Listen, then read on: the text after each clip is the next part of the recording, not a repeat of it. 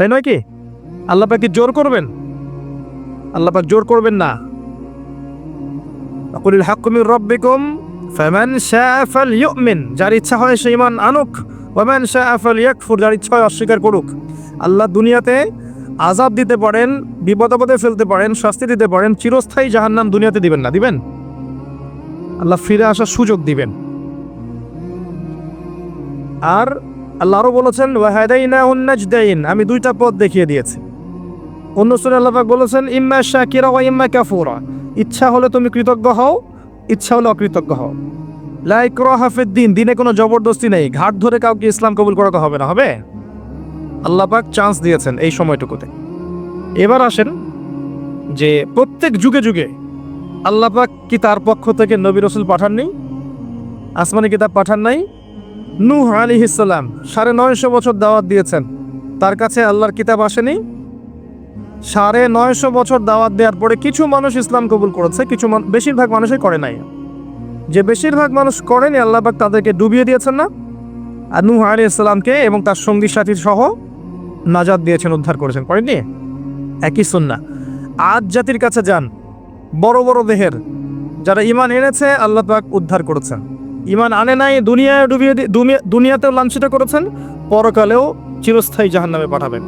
সামুদ জাতি, সালেহ আলাইহিস সালাম, একই কাহিনী। যারা ঈমান এনেছে আল্লাহ পাক উদ্ধার করেছেন, ঈমান আনে নাই ধ্বংস করে দিয়েছেন।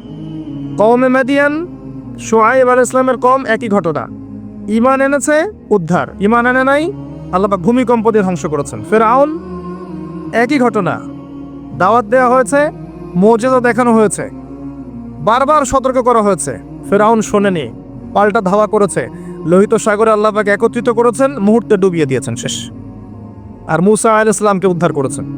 একটা কথা এখানে বলি, আল্লাহ পাক যেভাবে লোহিত সাগরে মূসা আলাইহিস সালামের বিপক্ষে এই যে ফেরাউন এবং তার অনুসারীদেরকে একত্রিত করেছিলেন এবং একত্রিত করে আল্লাহ পাক সদল বলে ডুবিয়ে দিয়েছেন, ঠিক একই সুন্নাহ আল্লাহ পাক আবারও ভবিষ্যতে করবেন আরেকবার ইনশাআল্লাহ। হতাশ হবেন না, কষ্ট নেবেন না। বিষয়টা হচ্ছে যে আমরা আমাদের ঘুমন্ত অবস্থার কারণে এই পরিস্থিতি সৃষ্টি হয়েছে। আমাদের ঈমানের কমতির কারণে আমরা যে কোরআন সুন্নাহ থেকে দূরে সরে গেছি, আমার আকীদা আখলাক খারাপ হয়ে গেছে, হারামখোর হয়ে গেছি, জেনা, সুদ, ঘুষ, ব্যভিচার, পর্নোগ্রাফি, যাবতীয় বিষয় আসক্ত হয়ে গেছি, আল্লাহর পথ ছেড়ে দিয়ে আমরা যে শয়তানের পথে হেঁটেছি, এই সময়টুকুর মধ্যে ইসলামের দুশমনরা শক্তিশালী হয়ে গেছে। আল্লাহ পাক কি করবেন জানেন? এখন এই যে সময়টুকু দিয়েছেন আমাদেরকে, এই সময়টুকুর মধ্যে যদি আমরা দিনের জন্য কিছু না করি, ব্যক্তি পর্যায়ে, পারিবারিক পর্যায়ে, সোশ্যাল পর্যায়ে যদি না করি, আল্লাহ পাক আমাদেরকে সরিয়ে দিবেন আস্তে করে, দিয়ে ইস্তাবদিল কওমান গায়রাকুম, অন্য কওমকে আল্লাহ পাক হেদায়েত দিয়ে এই জায়গায় নিয়ে আসবেন। সুম্মা লা ইয়াকুনু আমসালাকুম, তারা তোমাদের মতো হবে না। আল্লাহ বলেছেন ইন্নাল্লাহা লা ইউগাইয়িরু মা বিকওমিন হাত্তা ইউগাইয়িরু মা বিআনফুসিহিম, আল্লাহ পাক একটা কওমের অবস্থা ততক্ষণ পরিবর্তন করেন না যতক্ষণ না ওরা নিজেদের অবস্থা পরিবর্তনের চেষ্টা করে। আমরা কি চেষ্টাটা করেছি বলেন দেখি এবার? কথা বললে তো মাইন্ড করে ফেলে। সত্যি কথা বলছি, আমাদের চেষ্টার ত্রুটি ছিল। অনেক বড় বড় ইস্যু আছে যেখানে আমরা চেষ্টা মোটেও করতে পারি নাই। আমরা ছোটোখাটো বিষয় নিয়ে এত ব্যস্ত ছিলাম একে অন্যের সাথে কাদা ছড়াছড়ি করতে, যে এই সুযোগে আমাদের শত্রুটা অনেকগুলো হেঁটে গেছে। এটা ক্যাচ করা এখন আমাদের জন্য অনেক কঠিন হয়ে গেছে। এখনও আমরা সেই একই কাজই করে যাচ্ছি। জি, এখন 2022-এ এসেও দেখবেন আমরা সেই একই কাজই করে যাচ্ছি। আর যারা চেষ্টা করেছিলেন সত্যিকার অর্থেই, তাদেরকে আমরা দিন দিন হারিয়ে ফেলেছি, তাদেরকে আমরা ডে বাই ডে হারিয়ে ফেলেছি। আল্লাহ পাক যেন নতুন প্রজন্ম সৃষ্টি করেন। আল্লাহ যাকে পছন্দ করেন আল্লাহ পাক যেন তাকে কবুল করেন। আল্লাহ যার মধ্যে খুলুসিয়ত দেখেন, সামর্থ্য দেখেন, যোগ্যতা দেখেন, ঈমান দেখেন, তাকওয়া দেখেন, আল্লাহ পাক তাকেই যেন কবুল করেন।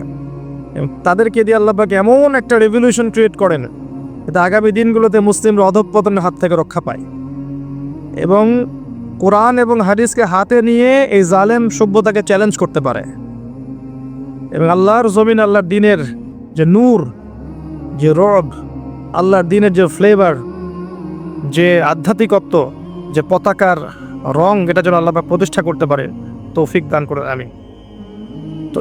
আমি বুঝাচ্ছিলাম যে প্রত্যেক যুগে একই সুন্নাহ।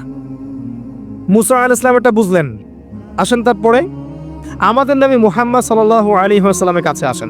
এখান থেকে শেষ করছি আলোচনা দিকে আমি। মুহাম্মদ সাল্লাল্লাহু আলাইহি ওয়াসাল্লামের সময়ে আবু জেহেল, আবু লাহাব, উতবা, শাইবা, রাবিআ ছিল না কুরাইশ। মুহাম্মদ সাল্লাল্লাহু আলাইহি ওয়াসাল্লামকে বাধা পেতে হয়েছে প্রথমত নিজেদের লোক থেকে, তাই না? নিজের ঘর, নিজের চাচা, নিজের বংশ। এটাই সুন্নাত ভাই, যে কবুলিয়ত যারা পাবে ওদেরকে ঘর থেকেই বাধা দেয়া হয়। বিরোধী শক্তিরা পরে আমরা কিন্তু দরুদে পড়ি আল্লাহুম্মা সাল্লি আলা মুহাম্মদ ওয়া আলা আলি মুহাম্মদ কামা সাল্লাইতা আলা ইব্রাহিম। কখনো কি চিন্তা করেছেন যে অন্য নবীদের নাম বাদ দিয়ে এখানে ইব্রাহিমের নাম কেন? ভেবেছেন কখনো? একটু দুইজনের জীবনী পড়ে দেখবেন, দুইজনের জীবনের মধ্যে অনেক মিল আছে। এমনকি আমাদের নবীজি বলেছেন সাল্লাল্লাহু আলাইহি ওয়াসাল্লাম, মেরাজের রাতে আমি যখন আল্লাহর সাথে দিদার সাক্ষাতে গিয়েছিলাম তখন আমি দেখেছি ইব্রাহিম আলাইহিস সালামকে, এবং আমার চেহারা ঠিক তার মতোই, তার চেহারা আমার মতোই, চেহারাতেও মিল আছে। ইসলামের ছেলে ইসমাইল আলাইহিস ইসলামের বংশ হচ্ছে আমাদের নবী মুহাম্মদ সাল্লাল্লাহু আলাইহি ওয়াসাল্লাম। দুজনের জীবনী পড়ে দেখবেন, দুজনের জীবনীর মধ্যে প্রচুর মিল। নবী মুহাম্মদ সাল্লাল্লাহু আলাইহি ওয়াসাল্লামকে পরিবার থেকে বাধা পেতে হয়েছে, ইব্রাহিম আলাইহিস সালামকেও পেতে হয়েছে। নবী সাল্লাল্লাহু আলাইহি ওয়াসাল্লামকে ধর্ম নেতারা বাধা দিয়েছেন, ইব্রাহিম আলাইহিস সালামকেও দিয়েছেন। নবী সাল্লাল্লাহু আলাইহি ওয়াসাল্লামকে সমাজ থেকে তাড়িয়ে দেয়া হয়েছে, ইব্রাহিম আলাইহিস সালামকেও হিজরত করে চলে যেতে হয়েছে। নবী সাল্লাল্লাহু আলাইহি ওয়াসাল্লাম ওই যে মূর্তি ভাঙার মানুষ, তাই না? মক্কা বিজয়ের সময় সব ভেঙে ফেলেছিলেন না?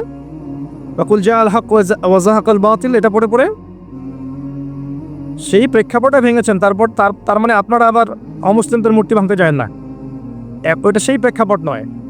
তিনি মক্কা বিজয় করেছেন, ইসলামিক স্টেট কায়েম করেছেন। ইসলামিক স্টেট কায়েম করার পর তিনি তার লিডার, আমির হিসেবে তার ডিসিশন তিনি নিতেই পারেন, এটা তার রাইটস আছে। এটা এখানে আপনি খাটাতে পারবেন না, কারণ এটা সেকুলার স্টেট। এখানে কোনো অমুসলিমের অধিকার হস্তক্ষেপ করতে পারবেন না, তারা তার মতো ধর্ম পালন করবে। ইব্রাহিম এর জীবনে গিয়ে দেখেন তিনিও কিন্তু ওই যে মূর্তি ভেঙে দিয়েছে। মানে অনেক মিল আছে, আপনি খেয়াল করে দেখবেন জীবনের প্রতিটা ক্ষেত্রেই ইব্রাহিম এবং মুহাম্মদ সাল্লাল্লাহু আলাইহি ওয়াসাল্লামের প্রচুর মিল আছে। হয়তো বা এই কারণে, আল্লাহ ভালো জানেন, হয়তো বা এই কারণে এখানে নামের মধ্যে পাশাপাশি রাখা হয়েছে। আল্লাহু আ'লাম বিস-সাওয়াব, আল্লাহ পাক ভালো জানেন। এটা অন্য একজন আলেমের ব্যাখ্যা, আমি আমার মুখ দিয়ে করলাম। তো নবী মুহাম্মদ সাল্লাল্লাহু আলাইহি ওয়াসাল্লামের জীবনের দিকে তাকান, দেখেন তাকে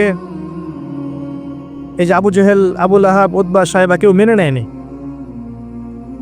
তাকে সমাজে নির্যাতন সহ্য করতে হয়েছে, গালি মন্দ খেতে হয়েছে, হত্যার চেষ্টা করা হয়েছে, দেশ ত্যাগ করে অন্য জায়গায় হিজরত করতে হয়েছে। কিন্তু আল্লাহ রাব্বুল আলামিন তাকে এবং তার অনুসারীদেরকে কিয়ামত পর্যন্ত কিন্তু চিরঞ্জীব করে রেখেছেন, দেখেন নাই? পক্ষান্তরে তার বিরোধিতা যারা করেছিলেন তাদের কাউকে কি আল্লাহ পাক অস্তিত্ব রেখেছেন? একই সুন্নাত।